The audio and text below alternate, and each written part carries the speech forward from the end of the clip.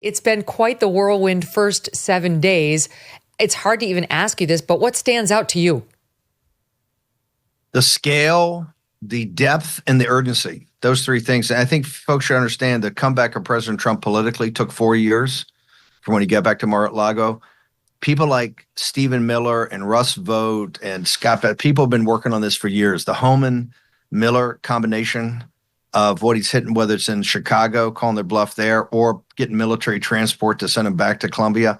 This didn't happen in after November 5th. The folks have been working on this, these executive orders, executive actions, the legislative program, the financial program, economic, the geostrategic from Panama to Greenland. It's awe-inspiring and breathtaking, and it couldn't have come at a better time to save our country. The Chicago situation was pretty stunning, and maybe a preview of how these ICE raids are going to go, where they're being lied about. I mean, that's what happened this weekend in Chicago, where we had Chicago Public Schools call a press conference claiming that ICE showed up at an elementary school. We have some of that. Let's watch. The ICE agents were not allowed into the school. Our students and staff are safe. That CPS will continue to protect our students and their families. We will not coordinate with immigration and custom enforcement agents. Okay, so good for you. Cloaking herself in sanctimony. We are not going to cooperate. We're going to protect the children. You had the Chicago Tribune reporting that ICE showed up at this school at 11:15 a.m. The immigration action appears to be the first at a Chicago school after Trump took office. It makes me so sad, said Eva Chavez, a 37-year-old who lives in the neighborhood and came out after she heard about it. Immigration groups arrived. Parents panicked. Some took their kids out of the school. Illinois Governor J.B. Pritzker spread the lie on X, saying the first reports of raids in Chicago are at an elementary school targeting children, separating families. The only problem is it wasn't true.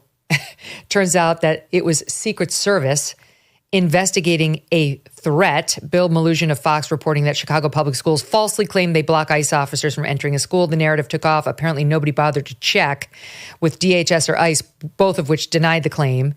It turns out it was Secret Service agents. The Secret Service leader identified themselves, or at the time identified themselves, and left business cards. They were looking for a student who made a threat to a government official. And then Chicago Public Schools admitted it, releasing a long statement saying it was a misunderstanding. Misunderstanding, Steve. I don't know. I mean, the media ran with it. The governor ran with it.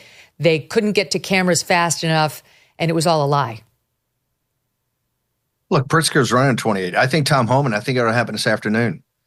Call their bluff. We're in Chicago for a reason, because Eric Adams has already said he made a mistake, a grievous mistake. That's why the Southern District indicted him when he saw the light. In Los Angeles, you see, they're gonna drop the sanctuary city. You have to call their bluff. I think they ought to go in this afternoon and call the bluff of the mayor. If he does not allow the ICE agents into the city jail to pick up the bad hombres that are there, which they haven't done today, arrest him. If Pritzker doesn't let him go into the prisons, the state prisons, arrest Pritzker. If you do have to go into a school, in the principal, you got to arrest them. This is just not about the illegal alien invaders. Remember, these people are essentially, besides the criminals, they're essentially, I would say, innocent for the fact of they were invited in here by a radical government that hates the United States of America. It's now time to take the torch to the enemy. And that is the mayor of Chicago and the governor. If Pritzker wants to run in 2028, if he wants to run in 2028 in the Democratic primary, let him do it from a federal prison cell, because right now he's obstructing justice. If Homan can't, look, Homan's doing great, but to go to the projects and get guys they've released or get them in onesies, twosies is so expensive, so cumbersome, and quite frankly, dangerous. It's now time to go to the jails, go to the prisons, and make them turn them over. If they don't turn them over, arrest the officials in charge. They're the ones blocking this, and this gets to the heart of this wasn't chaos at the border. This was a well-thought-through plan to allow 12 to 15 million illegal alien invaders to invade our country, and they have to go home. right, on military transport, and we got to cut deals with all the frontline nations, I believe, not do this onesies, twosies. Cut deals. Let's roll. But now it's time to take it up. We're never going to get there by going to housing projects and finding bad guys who, you do understand, Megyn, you're a smart lawyer. These are administrative warrants. They went yesterday because we've got one of the exclusives out there with our own Ben Bergholm. They went yesterday to a housing project. The guy just said, hey, I don't want to answer your call. I don't want to open the door. And they had to leave. So it's now time, I think, to ratchet up. Homan's done a great job. Miller's done a great job. It's now time to go next level. Let's arrest the mayor. Let's arrest the governor, and then send a signal to the rest of officials throughout the country. Oh, boy, that'll rattle some cages. Here's Tom Homan explaining why it very well may be that we have to go into these so-called sensitive areas that Joe Biden deemed off limits. Here he is. Take a listen. Benjamin Huffman, the acting Homeland Security Secretary, said in a statement, criminals will no longer be able to hide in America's schools and churches to avoid arrest. What criminals are hiding in schools? Look, how many MS-13 members are the age of 14 to 17? Many of them. So, look, if it's a national security threat, public safety threat, and what you need to understand is a case by case. Name another agency, another law enforcement agency that has those type of requirements that they can't walk into a school or a doctor's office or on a medical campus. No other agencies held those standards. But someday you could go into those schools and grab people who are just in the country illegally. On a case-by-case basis, depending who they are, what the circumstances are. It's never a zero game. This is what we're going to get, Steve, as you well know. The media is going to try to paint these MS-13, these Tren de Agua members as though they're little Boy Scouts that mean old Tom Homan is just harassing. And parents need to run down to their local school district and grab their child if he's Latino. This is why I think we have to be very clear about what we're talking about. And I don't think the administration has done a much clarity. To me, it's from the afternoon of the 20th of January, 2021 till high noon on the 20th of January of 2025, everyone that Biden allowed into this country illegally all have to go. Right now it is MSN-13, but I don't want to get into people's minds. We're just going to get the bad hombres, the really bad ones. That's where you start with. But they all have to go. Eventually you're going to have to go to schools. Now you're going to do it in a empathetic way. You have to be empathetic, and this is why you have to go back to the frontline nations, the other nations, including nations of Europe. You got to say, like they did to Colombia over the weekend, yo, your folks are coming back. We will work out something to make sure that we can get them there, do it safely. But if you don't, we have tariffs, we have sanctions, we have other things that we can do, but you're going to take the people back. Folks have to understand, all 12 to 15 million have to return home. We don't have the money. We don't have the social services. It's destroyed communities. It's led to all kind of other problems. We have an African-American and Hispanic citizens in this country have been crushed by this. Their education system has been crushed. The healthcare has been crushed. They're working for wages at 20% lower because there's too much illegal alien labor available to take their jobs. It's not right. And I hate to be the guy that says it's all eventually going to go to school. Martha Raddatz yesterday shows you exactly the deportation porn you're going to get, and you're going to get it. So people have to come together and say, this is a mission. And that's why I wouldn't confuse it for people who have been here before that. We have enough of getting the 12 million out now. That'll take years. It just will.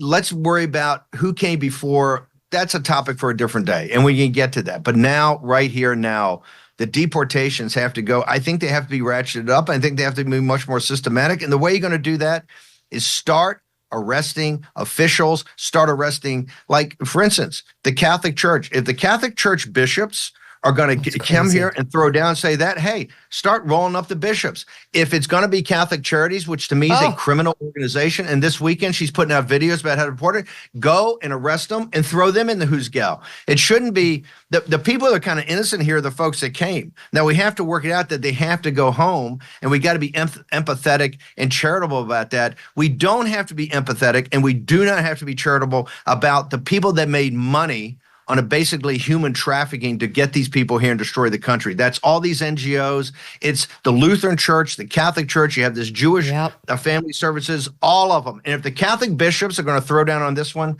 let's just throw down now, Megyn. It's just, honestly, let's go there. I thought the same. I was like, why all the money that we donate every Sunday when we go to Mass that you think is helping the poor, that you think is helping the underprivileged, it's going to the hundreds of millions that the Catholic Church has been raking in, trying to get these illegals into the country and settled here? Hold it. The second collection is basically going to these organizations. You have no earthly idea what they're doing except working. We went down to the border. We've actually shown this over the last couple of years.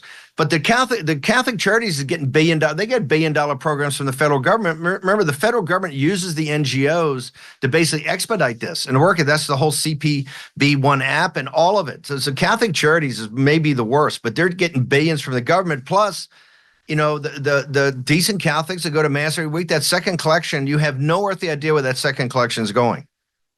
Yeah, no, I mean, it's amazing just listening to, what's happening here. Even, it was last week.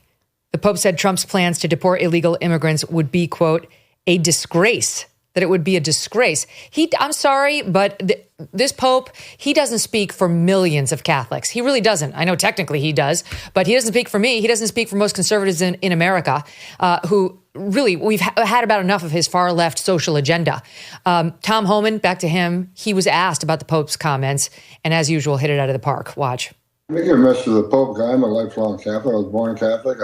I've been through Catholic doctrine. Look, he only concentrates on fixing the Catholic Church, first of all. He's got big problems there. And in the Vatican, they have a wall around the Vatican. And if you illegally enter the Vatican, the crime is serious. You'll be charged with a serious crime, be jailed. Yeah. So he can protect the Vatican where he lives. He can build a wall where he lives. Where American people are not allowed that? No.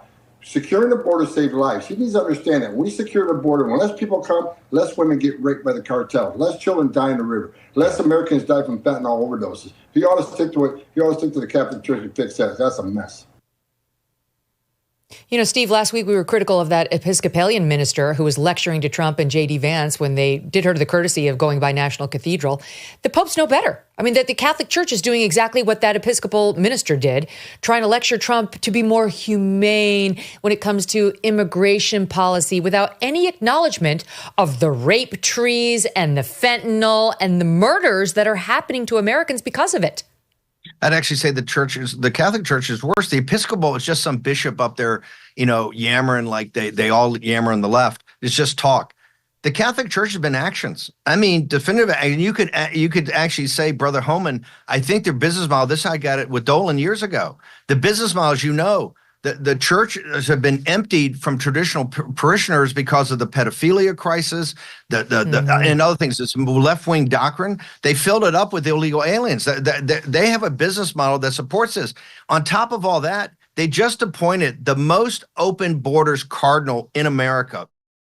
We continue to face uncertainty when it comes to the economy, with a perfect storm brewing as Social Security and Medicare hit a breaking point, as the largest generation is hitting retirement. A smaller workforce means a smaller tax base. You pair that with our growing national debt and rising cost of living, and we could have a big problem. So, what are you doing now to protect your family for the future?